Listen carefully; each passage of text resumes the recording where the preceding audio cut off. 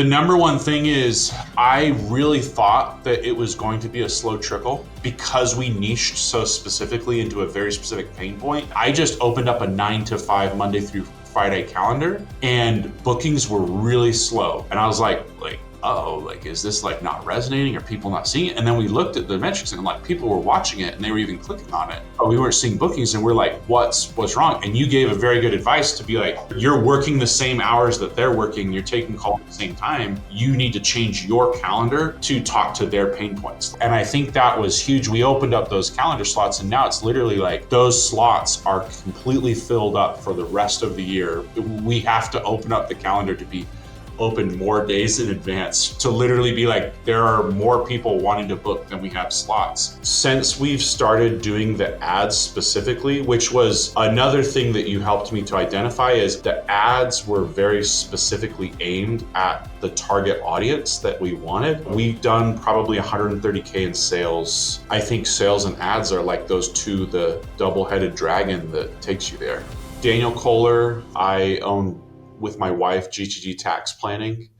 We do taxes for a bunch of 1099 self-employed business owners, but then there's also a large niche in our space of software engineers, software developers, software salespeople in the tech industry. That comes after I became a tax planner after being a transplant from the film and tech industry. What made you realize you needed to find some outside help with your marketing? So I'm based out of Salt Lake City, Utah.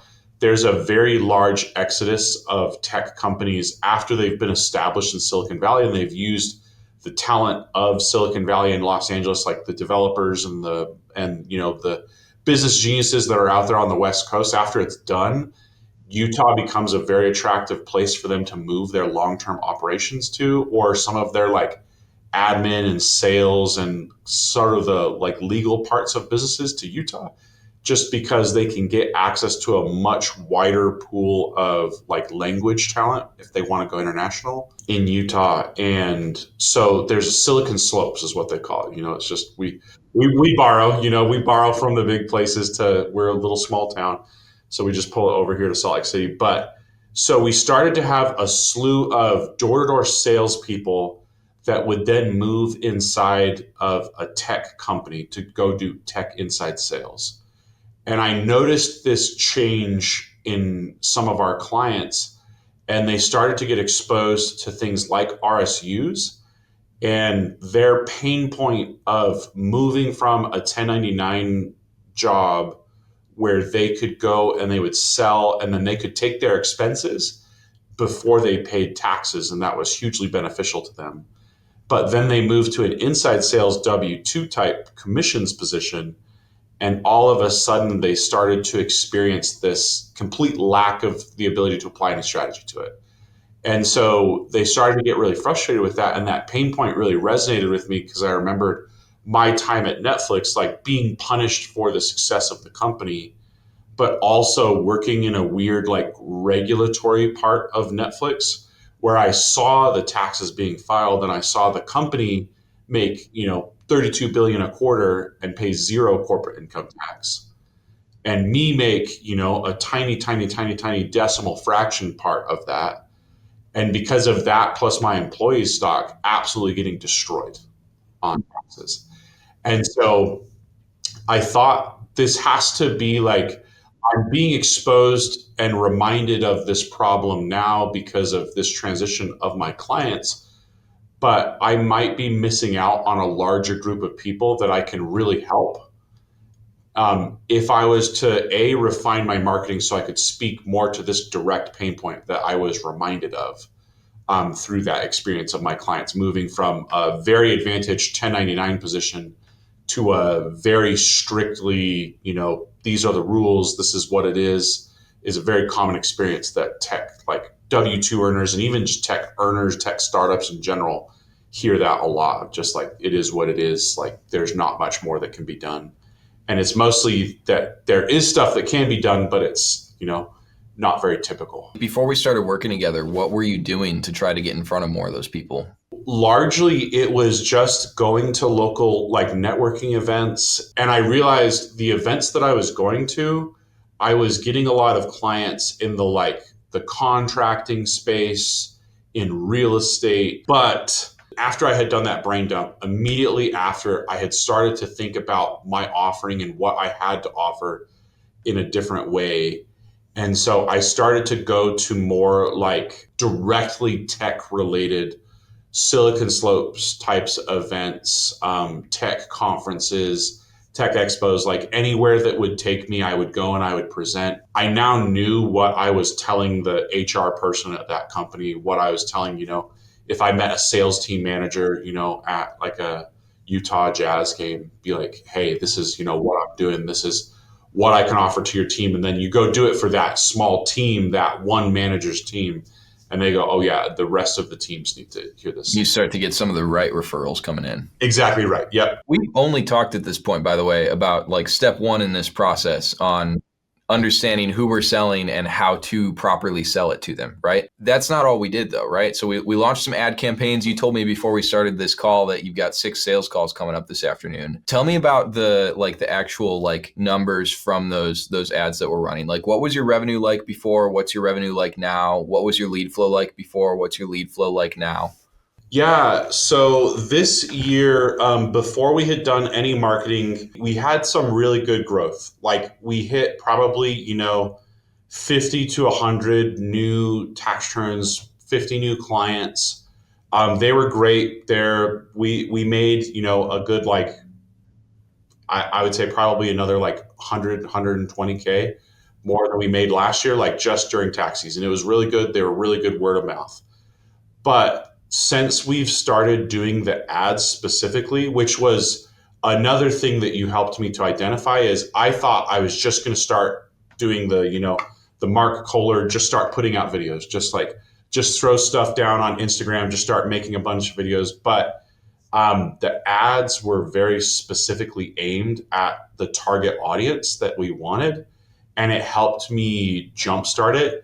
And so we've done probably 130K in sales since is like the start of August, which is super exciting. We're in November now, and so like that's absolutely huge. And those are the sales that are like on the table. There's a lot of moments in advisory too where you find a mutually beneficial thing that the client needs. That those are that's just advisory work. That's not actual like deliverables of creating new entity structures, of creating like new accountable plans for their businesses. That's just getting them on the monthly, like month to month advisory. That's awesome. I know there was a moment where we were talking and we had kind of built out the system, and then we're talking about the actual like launching the ad campaigns and the amount of spend that was going to go into that. And I know there was a moment of like a little bit of hesitation. What was it that made you decide to like take that leap and go for it? Because obviously it turned out now, but you didn't know for sure that was going to happen going into it, right?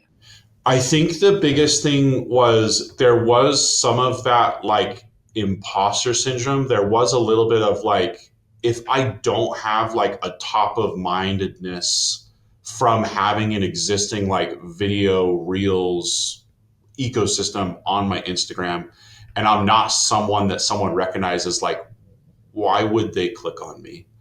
Right? Like what do I have to offer that, Carlton Dennis or the Mark Kohlers or the, all those like super big influencers on the space are already talking to them. Why would they click on mine? Right. And it was that moment of realizing like there's like, let's just try it. Right. And it was a big ad spend because we had already launched several new things this year. So there was this moment of, uh, is this too many irons in the fire? Right? Is this too many like new things at the same time? Like our budget was a little bit constrained at that point of this would kind of be like the not to get to Utah for a second. I'm going to use a Christian analogy, but it's the widow's mite, right? It's like throwing in that last coin into the well, doing that last thing and being like, is this really going to make that big a difference right now? I know it will over the long term. Like it's very clear just based off of doing that first exercise with your team and working through what the offering was. I think that in and of itself was worth the refinement period. But then doing the initial ad spend was this thing of like, what is that truly going to do? But by doing the ads and obviously having an incredible response because we were talking directly to their pain points, and um, the thing that really like took the wool from my eyes was having so many people on the calls. I'd ask them like, why did you click on the ad? And they're like, I liked the way you talked about my pain. Like that was it. And so it didn't matter what I said. I could have literally just been like RSUs, employee stock plan, taxes are bad. And then they would have clicked on the ad, right? Because it was just, they hadn't heard a tax guy talk directly at that thing in that way and say there are options. And they, most of them didn't even know like what I had actually said about what options were available. They just clicked on it because I said RSUs suck. You know, they're obviously great pay, but they suck tax wise. You can do something about it. And they're like, cool. I've never heard anyone say I can do something about it.